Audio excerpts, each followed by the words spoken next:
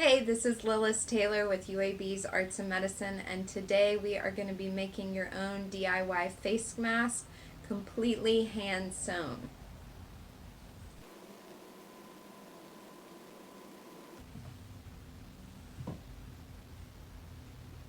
So let's get started. Let's get started on our hand sewn face mask. Here it is. This is the top. This is the bottom.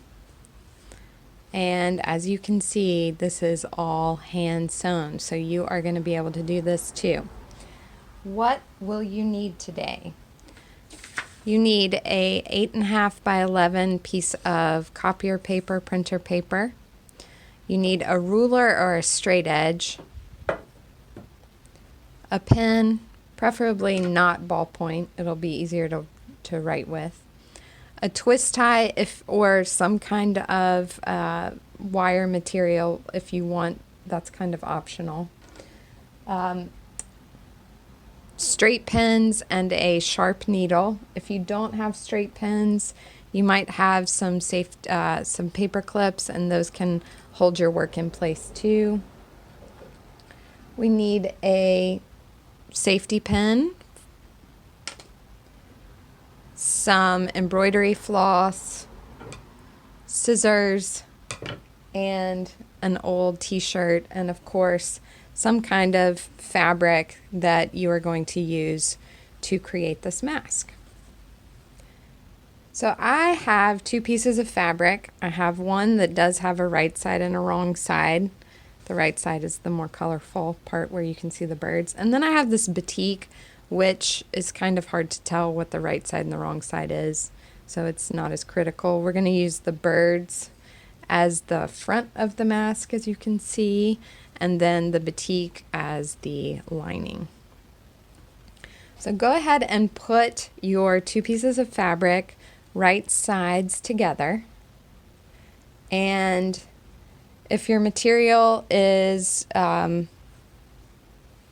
not already cut to 8.5 by 11, go ahead and stack your pieces of fabric, put a piece of paper on top, and just cut around the edges. You can trace the 8.5 by 11, but just cut your two pieces of fabric out to about that size. So right sides together, and I've already done this, but you're going to need to create two lines. These are your seam allowances here. This is a seam allowance there, and that's a seam allowance there. It's a 1/2 inch, and I think the easiest way to do this is to go ahead and on your piece of paper create a template. So I have a 1/2 inch here and a 1/2 inch there, and then I will just, or you will just, line your fabric up and put a little mark there and there, and then on the other side, and then you can match your ruler up. Use your ruler to match up those lines and draw those lines to trace that out, your seam allowance. Now you'll see on the top of the mask, and I know it's the top because the birds are facing up, there is a hole. And that is going to be, when we finish stitching that, that's going to be the place where the filter material or the filter can slide in. So all that is happening here is it's the straight 1/2 inch line, but either these two lines are 4 inches each. So just draw a 4 inch line here and a 4 inch line there. Okay, I'm going to see you back here once I have sewn just the top. So I'm sewing these two lines, and I'm using back stitch, and I am using 3 pieces of embroidery floss. And for a refresher on back stitch and embroidery floss, how to peel it down to 3 strands, go ahead and look at our beginning basic stitching video. So I'll see you back here after I have sewn that top seam. Here is our top seam. It is sewn. You can barely see it on the side where the front of the mask, so I'm showing you on the lining side. And as you can see, there is that hole there that will be the place where we can put the filter in our mask. So now what you do is you open this up, and I'm going to lay this on the table. If you do not have an iron available to you, you are going to finger press this seam open. So I am just folding down those two pieces of fabric and pressing it open. So now is where we are going to put in our piece of wire that we have, and they suggest that you put this into the lining side. So basically you are going to find where the hole is and just kind of settle that there. And now I'm going to tack this into place. So I'll show you what that looks like when I get finished. Okay, our wire is in place. There is a little tack here, which is basically a whip stitch, and there is a little tack here. This is on the lining side, and so that you can see it caught the wire on either side, but I did leave some room so that if it wiggles around, it won't slide out of where it's tacked on. And then as you can see on the other side, you can see the tack marks on the lining side, but you can't see them on the front of the mask. So now we go ahead and we fold this back down, and we have to sew our other side of the mask where we have that whole seam allowance, that line drawn all the way across. So now you are going to go back stitch all the way across this line. See you when you're finished with that.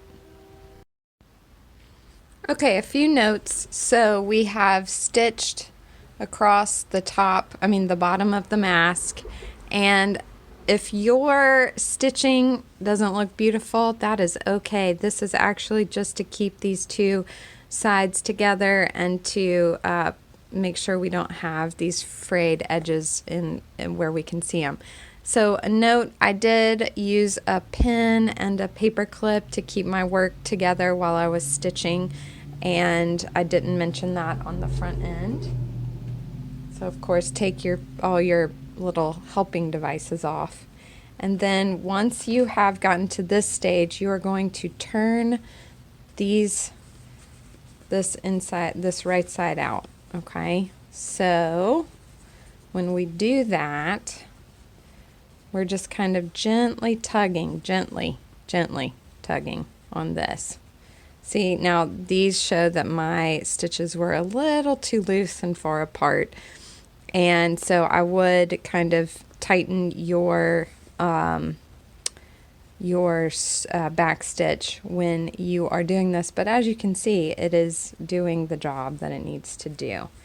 Okay, and then once you have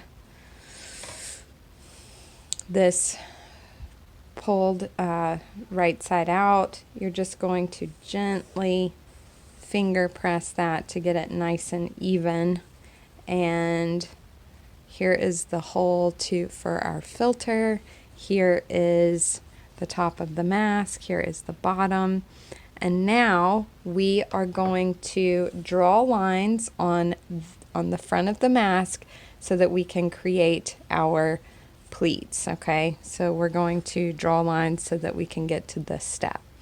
Okay, this is where your beautiful template comes into play again. Go ahead and place your mask on the template, and what you will see is that the two seam allowances are gone, and actually I have a little less than I should on either side. Okay, so now what you need to do is put 1, 2, 3, 4 line marks here, and each of these marks is 1.5 inches. Okay, so really quickly, here's your 8.5 inches. This is 1.5, 1.5, 1.5, 1.5, 1.5, 1, 2, 3, 4, 5, and then half and half. and hopefully that adds up to 8.5. Okay, so I will show you what my lines look like in a second. So I have my 1, 2, 3, 4 lines that are 1.5 inches apart here. And then I have them on this side too. You don't need to draw them the entire front of the mask. We're only using them so that we can line them up with each other. So take one side, and this is where you're going to need your safety pin, your straight pin or your paper clip. So take them and you are going to match that line to that line, and then fold the top up. Okay. Paper clip. Match this line to this line, and then fold it up.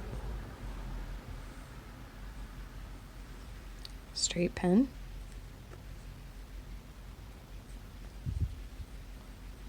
And you have your pleats on the side there. Okay, so that's one side.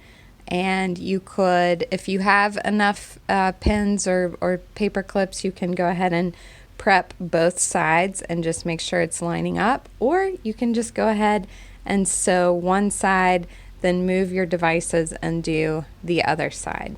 So how do we get started on sewing this? So what we need to do, because when this is stitched, we're going to fold it over to create the loop for our ties. So we're not actually going to see this stitching on the front of the mask. We are going to see it on the back. So what I would do is just kind of squeeze the edge here. It's like 1/4 of an inch. And we are still doing back stitch.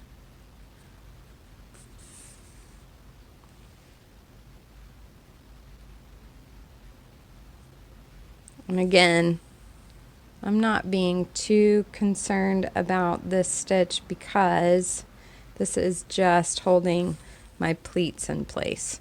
So you're going to go ahead and do back stitch along that edge about 1/4 of an inch.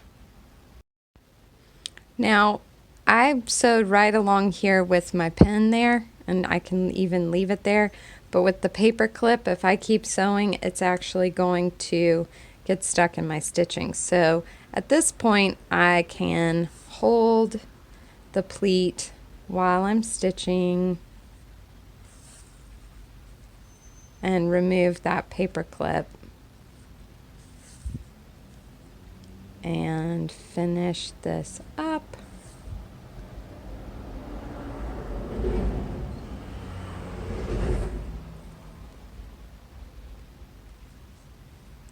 Go ahead and tie off. And again, I want to reiterate, this does not have to be beautiful. It will stay put. You won't believe it. Okay, and now I can cut this. And we can remove our pin. And see, it's staying put.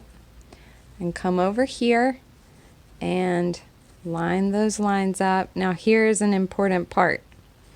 Okay, so when I did that, the pleat is going up. Make sure that's what's happening on this side, and it's not. So let's go and turn it right side up. Okay, match these lines together, and now my pleats are acting the same.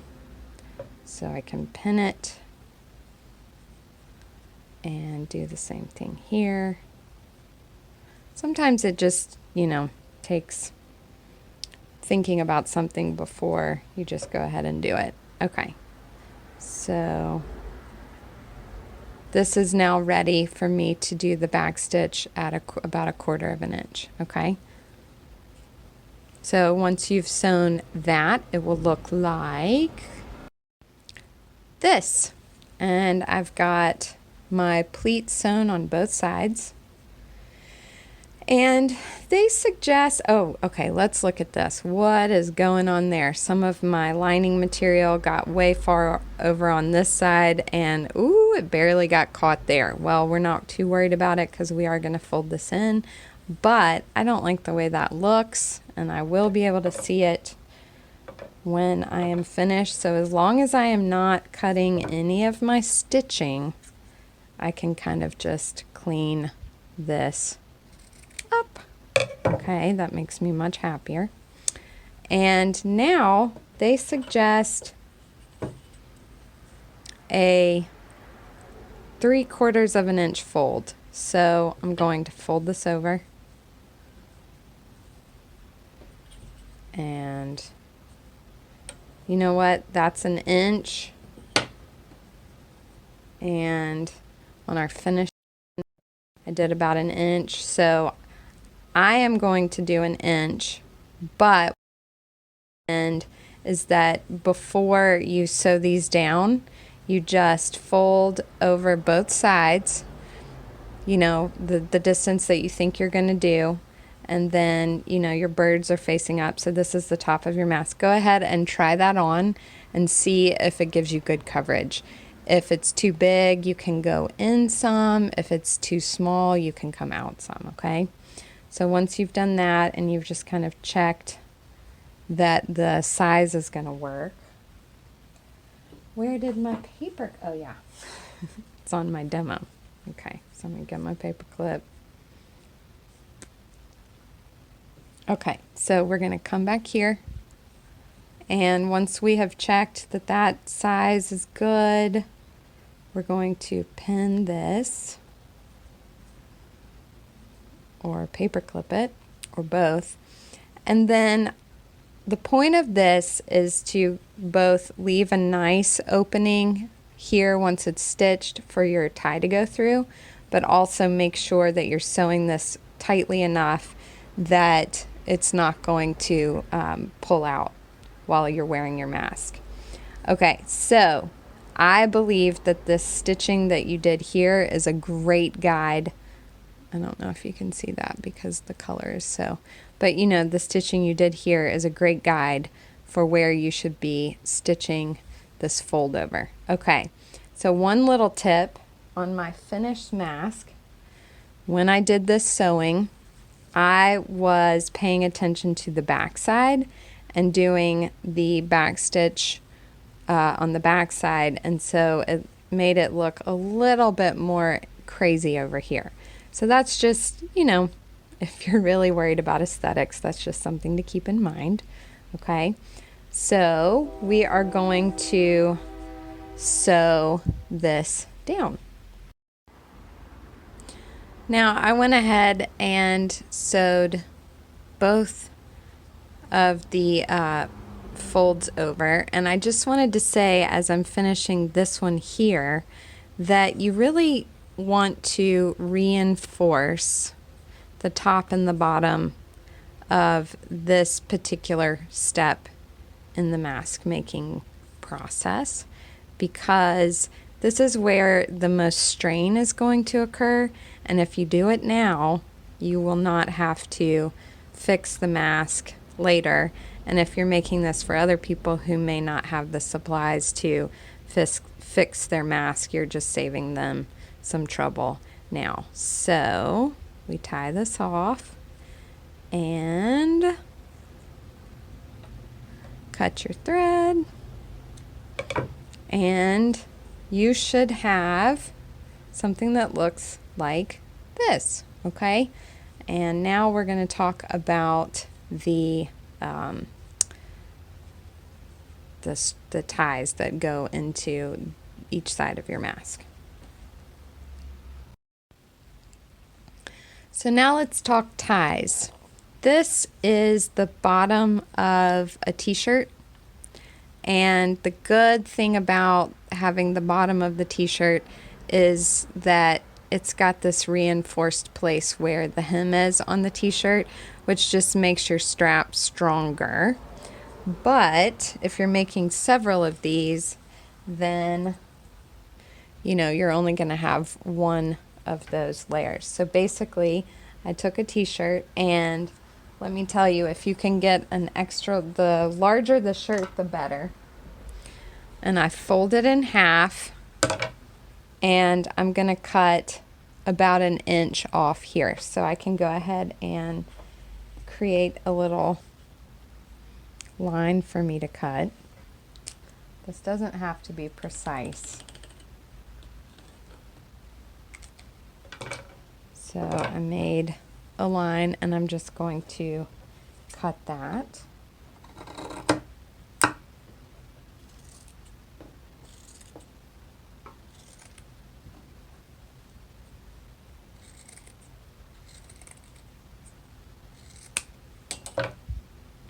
And now you have this loop, okay? So just cut one side of the loop and cut the other, and now you have two ties, okay? So this is the part where having a nice big safety pin is going to come in handy, but I was able to do it with this tiny little pin, so you can do it too. So fold over your tie, put the safety pin on the end of it, and then take a look at the way your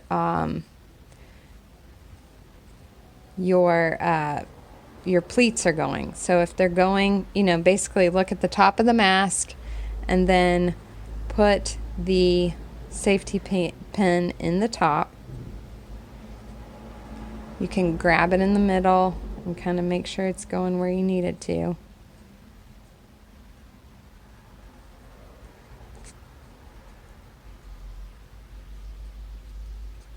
And when you see it coming out the other side, you will have threaded your tie, okay? And we're leaving that loose on there because you don't know how you're gonna need this to move around on the mask. So just leave it loose. You don't have to tack it in place or anything.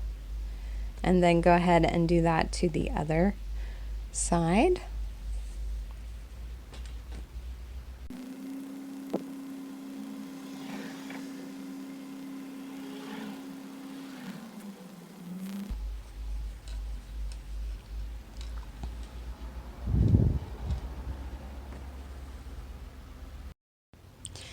Now there's one last step to the mask pattern that we've been using, which is optional, and you can see it on this mask. It's pulling in some pleats to make like a chin pleat, and I will say that when I finished making the mask, before I did the chin pleat, it fit really well, and I didn't have too many gaps.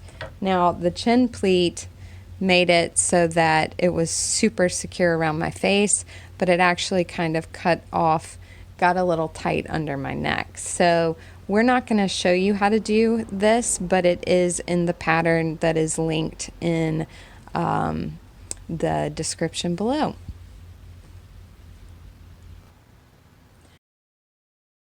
Okay, you guys have made your own DIY face mask, and now we just want to let you know that you should definitely wash this every time you wear it.